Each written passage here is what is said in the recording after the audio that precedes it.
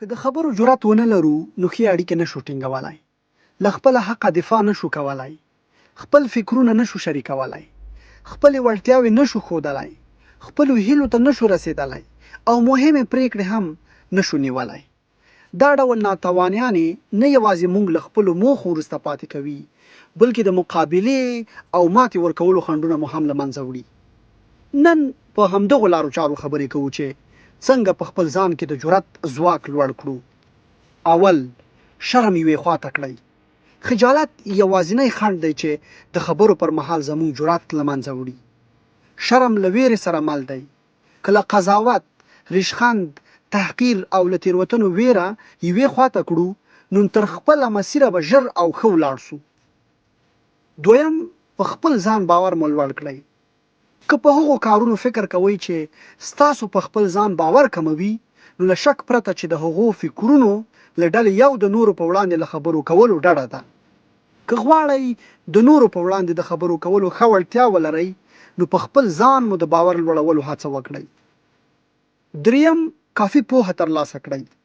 کوم بحث په اړه چې تاسو خبرې کوئ د هغه په تړاو کافي معلومات ولرئ څو له نورو سره واضح خبرې وکړئ. خو دا په دې معنا نه ده چې تاسو باید د هرې موضوع په اړه کافي معلومات پیدا کړئ. څلورم، له خپل ځان سره مثبت خبرې ولرئ. موږ ټول ځینې وخت په خپل ځان بېرحمه کیږو. کله کله د خپل ځان په اړه منفي فکرونه دومره ډیر کړو چې ان له خپل ځان نه ورک شو.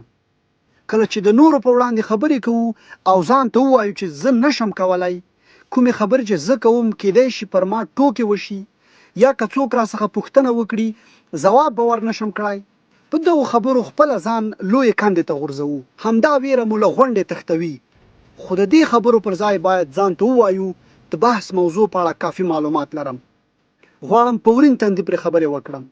که چیرې د بحث د ګډونوالو پوښتنې ځواب نشم کړی نو په دې کې زه ملامت نه یم.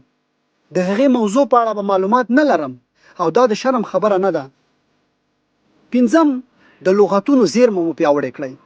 دا چې د خبرو پر مهال د کلمو له کمښت سره مخ نشئ نو د لغاتونو زیرمه مو پیاوړې کړئ. تاسو به وکړای شئ چې د خپلې موضوع په اړه نور ښه قانع کړلی شئ. د لغاتونو ذخیرې پیاوړې کولو لپاره تر ټولو ښه لاره له لوستو کسانو سره خبرې، د کتابونو مطالعه او فلم کتل مهم دي. شپږم، د جرأت ترلاسه کولو لپاره چمتوالی ونیسئ. که هر کار غواړئ په سمه توګه ترسره کړئ نو مخکې له ترسره کولو یې تمرین وکړئ څو ښه پکې پاخه شئ. تمرین ستاسو تشویش له منځه وړي او پر ځان مو متکي کوي. د تمرینونو له ډلې یو دا دی چې که د هرې موضوع په اړه خبرې کوئ نو لومړی یې له ځان سره ریکارډ کړئ، بیا یې واورئ او تیروتنې مو اصلاح کړئ. اووم، د خبرو کولو شوق ولرئ. که د هر څه شوق ولرئ نو هیڅ خنډ مو مخه نشي نیولی، په دې معنا چې تاسو له هغه کاره خوند اخلئ او په پوره متانت یې ترسره کوئ. له همدې عمله به مو جرأت پیاوړی شي. اتم، غوږ نیول زده کړئ. بحث دوه اړخیزه عمل دی. له خبرو کولو پرته خبرې اوریدل هم مهم دي ترڅو له یو بل سره ښه مکالمه وشي.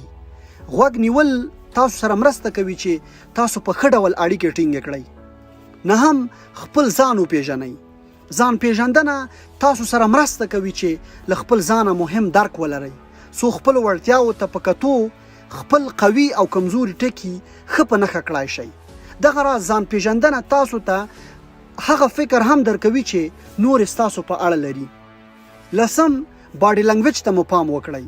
د خبرو کولو پر وخت ستاسو د بدن حرکات هغه پیغامونه لیږدوي چې په اسانۍ تاسو په ژبه نشئ راوړلی. د بدن له ژبې مو خلکو ته ښکاري چې تاسو هم مهم یو څوک یاست او پر ځان هم زیات باور لرئ.